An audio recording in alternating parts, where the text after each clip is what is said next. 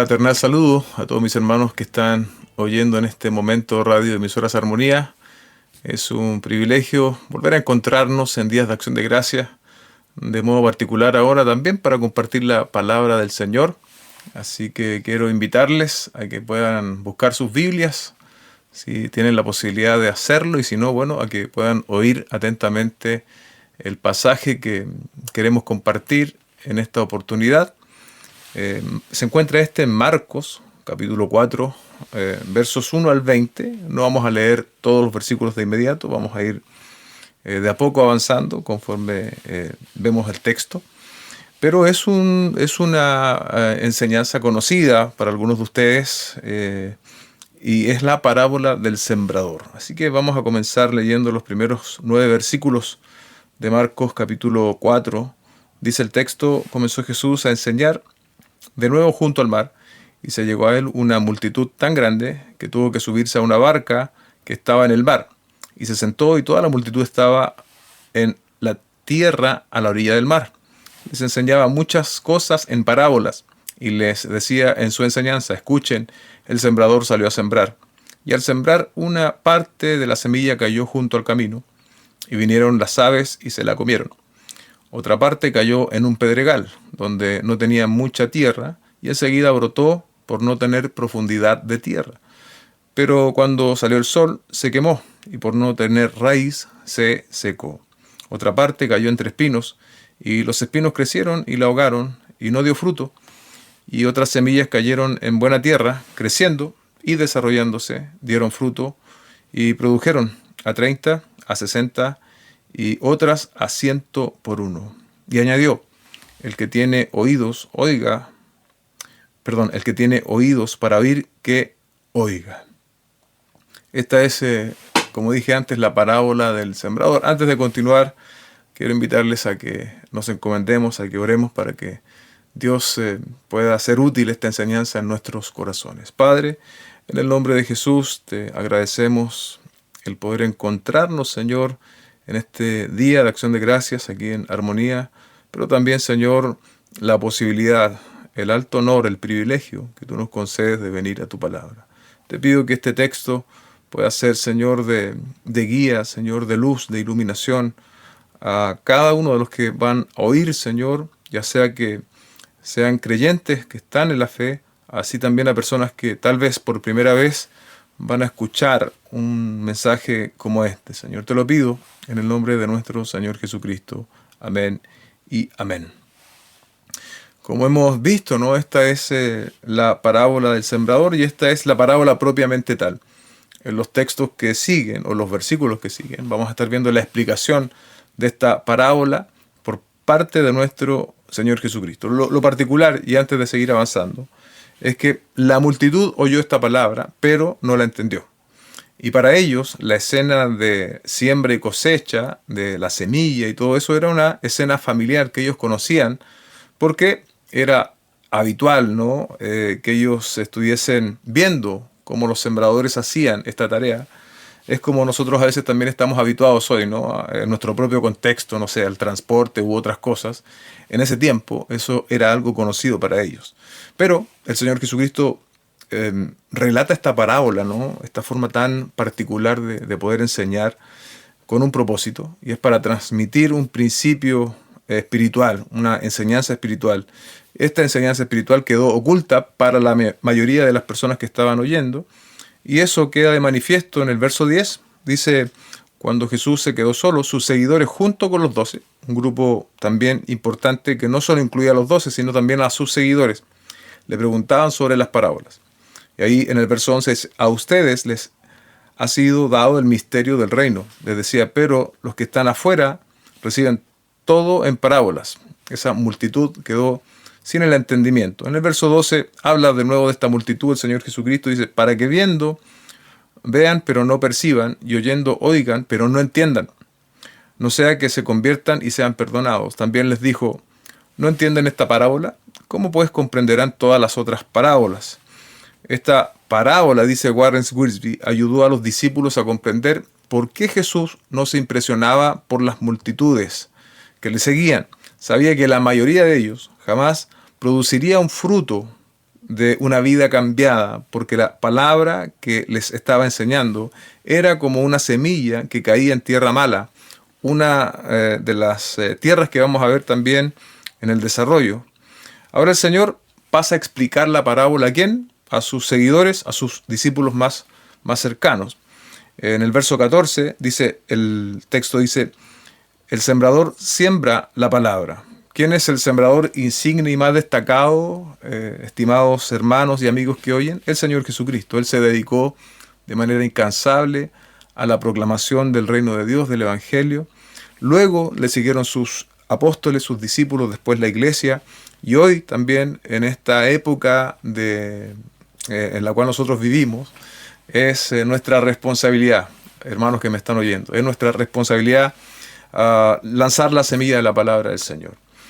Y se siembra la palabra. No sembramos nuestros puntos de vista, no sembramos nuestras preferencias personales, ni tampoco nuestros testimonios. Las vivencias personales pueden tener cierto grado de utilidad de manera didáctica, pero lo que cambia es la palabra del Señor. Y es precisamente en nuestra parábola que estamos compartiendo, es esa semilla. La semilla de la palabra de Dios es la que transforma el corazón del hombre. Dice Santiago, capítulo 1, verso 18, en el ejercicio de su voluntad, Él nos hizo nacer por la palabra de verdad. Ese es el medio, por la palabra de verdad, para que fuéramos las primicias de sus criaturas. Por lo tanto, el poder de la palabra no está en cuestionamiento, pero sí hay una diferencia. Y es precisamente de lo que va a hablar el Señor. La diferencia lo hacen los distintos tipos de terrenos, ¿sí? Cómo reciben esa semilla, ¿no? Y ahí el Señor lo retrata entonces, podríamos decir, 4 tipos de tierra o de terreno, son 4 tipos de corazón, 4 tipos de respuestas a la semilla de la palabra del Señor. La pregunta que yo quisiera plantear antes de seguir adelante es, ¿qué tipo de tierra somos? ¿Qué tipo de tierra eres tú que estás oyendo en este momento este dial, esta radio cristiana? Porque de eso depende el destino eterno de nuestras almas. ¿Qué tipo de tierra soy yo? La primera tierra, ¿no? El primer terreno representa el corazón duro. El corazón duro. Verso 15 dice, estos que están junto al camino, y aquí viene la explicación de la parábola por parte del Señor Jesucristo, ¿no? Estos que están junto al camino, donde se siembra la palabra, son aquellos que en cuanto la oyen, al instante viene Satanás y se lleva la palabra que ha sido sembrada en ellos. Es decir, las aves vienen a comer esta semilla de la palabra del Señor. Representa entonces la influencia de Satanás en las mentes de los hombres. Segunda a los Corintios, capítulo 4, verso 3 al 4, dice, si todavía nuestro evangelio está velado, para los que se pierden está velado, en los cuales el Dios de este mundo, es decir, Satanás, ha cegado el entendimiento de los incrédulos, para que no vean el resplandor del evangelio de la gloria de Cristo, que es la imagen de Dios. Satanás es quien tiene enceguecida a las personas y que no permite que puedan recibir la palabra o ver la palabra, a sentir la verdad de Dios. Y Satanás obviamente tiene distintos métodos para lograr este objetivo. Pero este terreno, ¿no? Es un terreno poco profundo, comprimido, seco, y es impermeable. Es impermeable a la verdad bíblica. Se produce por la incredulidad y el amor al pecado. Han cubierto el corazón, dice John MacArthur, con una roca densa, dura, donde la verdad no puede penetrar y mucho menos echar raíces. Los de junto al camino, ¿sí? Los que tienen este corazón impermeable a la verdad de Dios, se aferran a la mentira. Pueden oír un gran mensaje, un gran sermón, una gran enseñanza al mejor expositor, pero la palabra no tiene cabida, ¿no? Porque mientras ellos oyen, al momento también la mentira está contraargumentando contra la verdad de Dios y terminan creyendo más a las mentiras de Satanás. Y no se puede hacer ambas cosas. No puedes creer a la verdad de Dios y creer a las mentiras de Satanás. Solo en uno de esos terrenos puedes estar, pero no en dos. ¿Cuáles son las mentiras de Satanás hoy? Bueno, son muchas, pero yo solo por mencionar algunas que me parecen representativas, muchas corrientes de pensamiento, de filosofía, está el llamado agnosticismo, el ateísmo y todo lo que eso genera en el corazón del hombre, que termina despreciando a Dios, su revelación escrita, es decir, la Biblia, y evidentemente la forma en que Dios ha dispuesto a salvar al hombre. Cuando se niega la veracidad de la Biblia, que la Biblia es infalible, que la Biblia es inerrante, es decir, que no tiene errores, cuando se niega eso, entonces los hombres quedan sin poder recibir la verdad de Dios, porque la están poniendo en cuestionamiento. ¿Se dan cuenta? No llega a haber efecto de la palabra. Es el rechazo, como dice el texto, de manera instantánea. Y si tal vez tú estás en esta situación y estás pasando por esta emisora, te quiero decir que la verdad de Dios renueva nuestra mente y nuestro corazón. Y si tal vez tú has estado lidiando o jugando o llenando tu mente de filosofías o pensamientos que van en contra de la verdad de Dios, hoy también tienes la oportunidad de arrepentirte delante del Señor y decirle y pedirle que Él abra tus ojos para que tu corazón pueda ser iluminado por la verdad del Evangelio.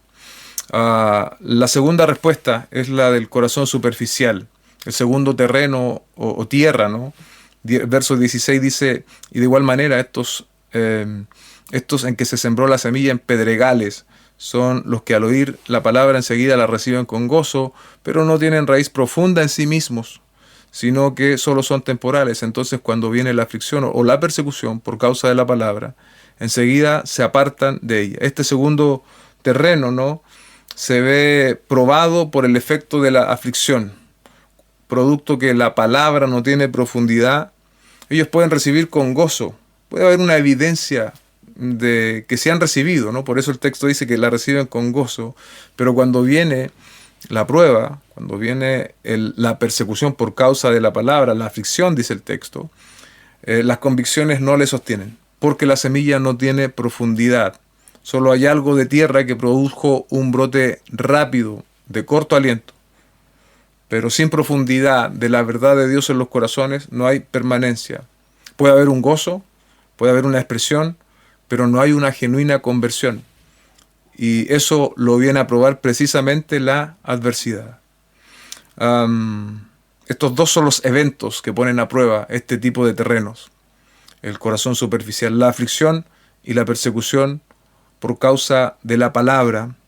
Podemos a veces estar incluso bien digo, involucrados en algún servicio en la obra del Señor y vernos sometidos a pruebas que van a ponernos en evidencia.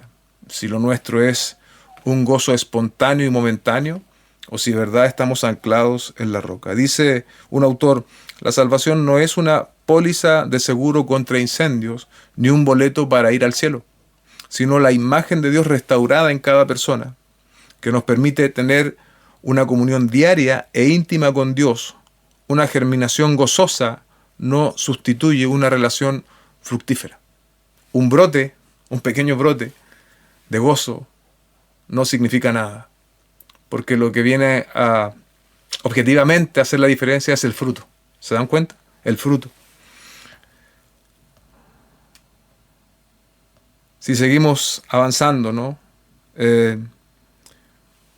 Hay distintos tipos de pruebas que nos tocan enfrentar, en general a creyentes y a no creyentes. Pero relacionado con esto, ¿no?, que es la aflicción o la persecución, pérdidas de un familiar, una mala racha económica, un señalamiento por ser cristiano por parte de los pares, de los compañeros de trabajo, a los jóvenes que estudian. Eso muchas veces nos pone a prueba para ver nuestras convicciones. Y aquí el texto es muy claro. Si nosotros despreciamos la palabra, producto de estas aflicciones, de estas persecuciones que podemos tener en esta vida, entonces vamos a estar dando cuenta de que lo nuestro solamente era superficial, que no había una verdadera conversión, no había un verdadero rendirse a las plantas del Señor.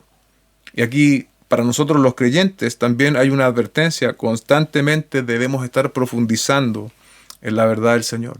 Cuando estamos profundizando, cuando la semilla está yendo bien adentro en la tierra, no hay aflicción, no hay persecución, que sea capaz de apartarme del Señor. Porque finalmente si me aparta del Señor, viene a poner de manifiesto que entonces yo solo era un brote, pero no alcancé a ser nunca aparte de la vid que da mucho fruto, como dice el Evangelio de Juan. El tercer tipo, la respuesta del corazón ocupado, en el verso 18 dice: otros son aquellos en los que se sembró la semilla entre los espinos. Estos son los que han oído la palabra, pero las preocupaciones del mundo, el engaño de las riquezas y los deseos de las demás cosas entran y ahogan la palabra. Esta vez el terreno está bien arado, dice un autor, está bastante profundo, pero hay todo tipo de impurezas en él. Las malezas originales del suelo, esos son lo que representan, ¿no? Dice, de ese suelo ya han germinado bajo la superficie. Ellas van a crecer más fuerte y más rápido que la buena semilla. La palabra de Dios es extraña a un corazón así. Las malas hierbas y los espinos poseen este terreno, dice John MacArthur. Los espinos representan entonces esto, las preocupaciones y las riquezas de este mundo. Ahora, imaginemos esto de las riquezas, las preocupaciones. Si era cierto en los tiempos bíblicos, donde la sociedad era mucho más simple, ¿cuánto más ahora? La publicidad nos vende muchas veces ciertos estándares de cómo luce una vida exitosa. Debemos tener ciertas cosas materiales, ¿no? Debemos lucir de cierta manera. Ese es el engaño, ¿no? de las riquezas, que también viene y está ocupando el terreno, ¿se dan cuenta? Y como está ocupando el terreno del corazón del hombre, la verdad de la palabra del Señor no puede fructificar. Respecto de cierto discípulo, el apóstol Pablo dijo en 2 de Timoteo 4:10, Demas me ha abandonado habiendo amado este mundo. Tenemos que, hermanos, tener cuidado porque Demas fue un colaborador cercano de Pablo.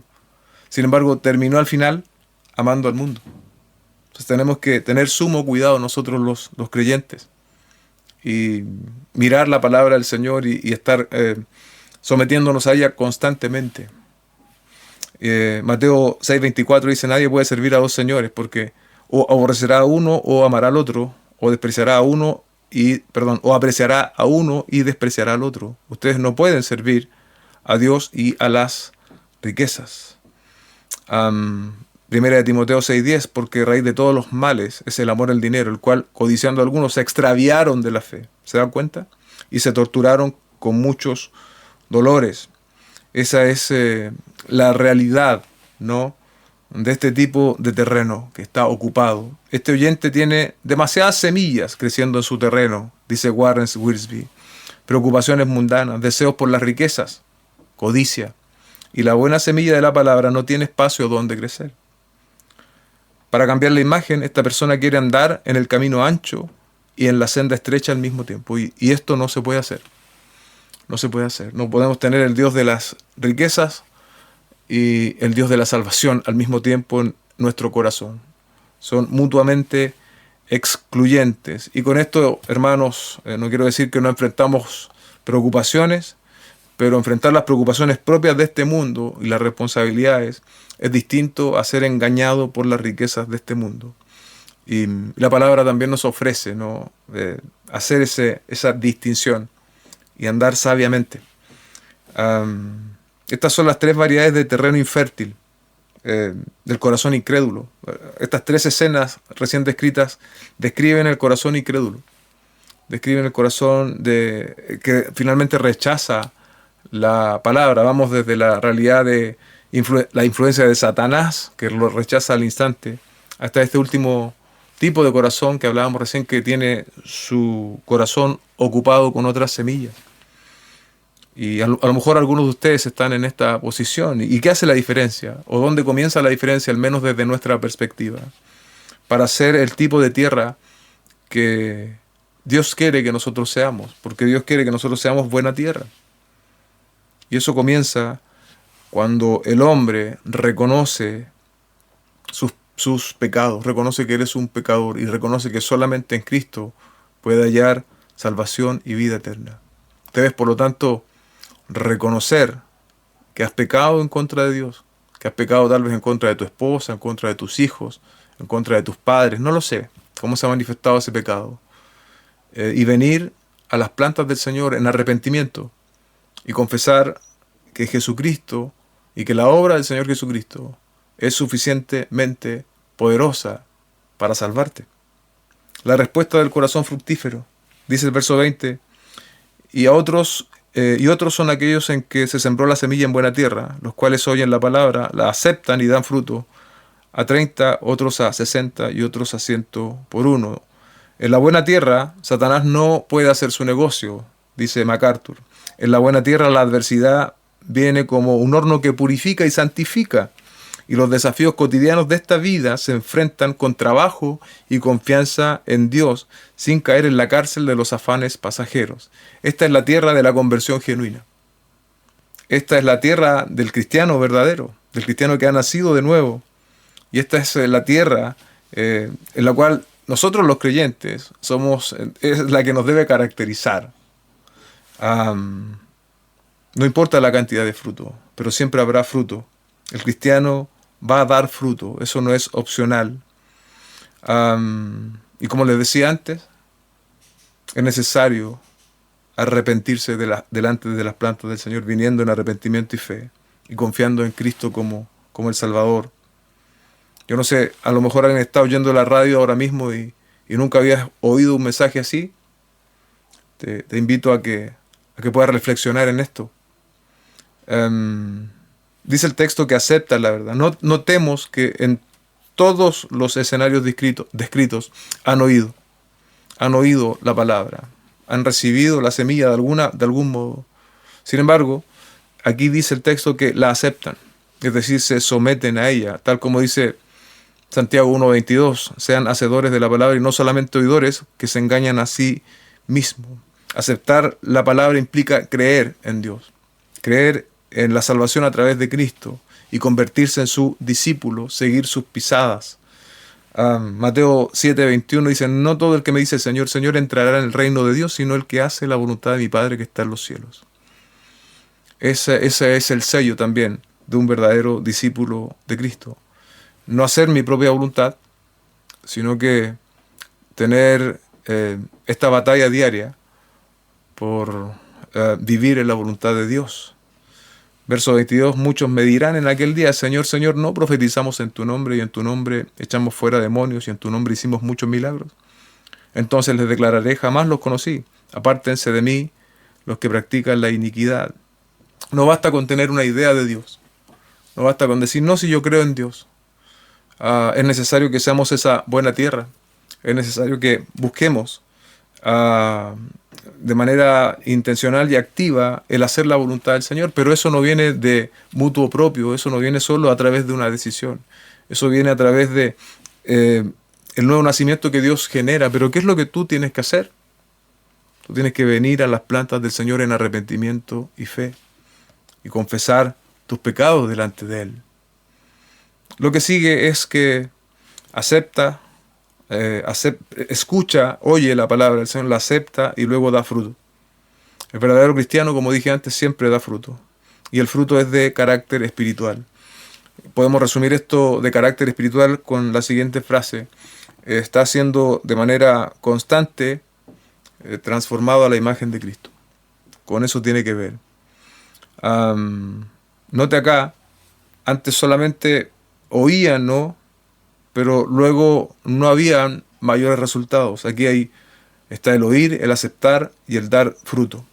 El dar fruto. Se espera que nosotros los creyentes demos un fruto constante. Juan 15:5 dice, yo soy la vid, ustedes los sarmientos, el que permanece en mí y yo en él, ese da mucho fruto, porque separados de mí, nada pueden hacer. Es eso lo que pasa con una vida que se ha rendido al Señor. Es una vida que ha oído, que ha aceptado y que por lo tanto comienza a dar fruto. Una manera, una historia, no la voy a leer porque es algo larga, es la historia del Gadareno, que se relata también en Marcos 5, capítulo 5, versos 1 al 20. Era un hombre endemoniado, que nadie podía tener relación con él, y de hecho todos huían de él, pero él se encontró con el Señor Jesucristo, De hecho, la gente quería que él se fuera en el verso 17.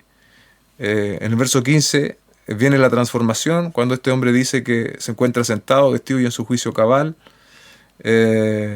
Y aquí en la reacción yo quiero que veamos un poco el fruto. Dice el verso 19, mas Jesús no se lo permitió, sino que le dijo, vete a tu casa, porque este hombre quería seguir al Señor, quería transformarse en un discípulo. Pero mira lo que sucede. Vete a los tuyos y cuéntales cuán grandes cosas el Señor ha hecho contigo y cómo ha tenido misericordia de ti. Y se fue y comenzó a publicar en Decápolis cuán grandes cosas había hecho Jesús con él, y todos se maravillaron. Este hombre comenzó a dar frutos, producto de haberse encontrado con el Señor Jesucristo. Y es lo que también debe ocurrir con nosotros. Hermanos que están oyendo, ¿somos nosotros buena tierra? Tiene que haber una evidencia. Dice el texto a 30, 70 o 100. Una evidencia de que estamos siendo transformados. Y no basta, amigo mío que estás oyendo, con tener una idea de Dios. Tienes que creer en el Dios que se ha revelado en la Escritura, que solo ofrece salvación a quienes vienen en arrepentimiento y fe a través de la persona de Jesucristo. Y eso va a redundar también en que tu vida va a cambiar, porque vas a tener que manifestar fruto constante. Y esa es la invitación final para, en especial, las personas que no han oído un mensaje como este, y también a los hermanos en la fe, que también esto sirva para nosotros, para que nos miremos en la palabra y para que veamos hoy día si estamos dando o no fruto, porque no es algo alternativo, es lo que debiese pasar con nosotros, que demos fruto, producto de la obra grandiosa que Dios ha hecho en nuestros corazones. Cuatro escenas, 3 de ellas, yo les decía que de esto depende el destino final de su alma. 3 de ellas en un destino final de desolación, que la Biblia describe como el infierno. Y solamente en el escenario final de la tierra fructífera, donde la palabra es oída, aceptada y se manifiesta en fruto, solamente ahí hay reconciliación con Dios por medio de Cristo. Esta es tal vez una preciosa oportunidad para que tú puedas orar, pedirle al Señor y presentarte delante de Él y pedirle, que Él perdone tus pecados.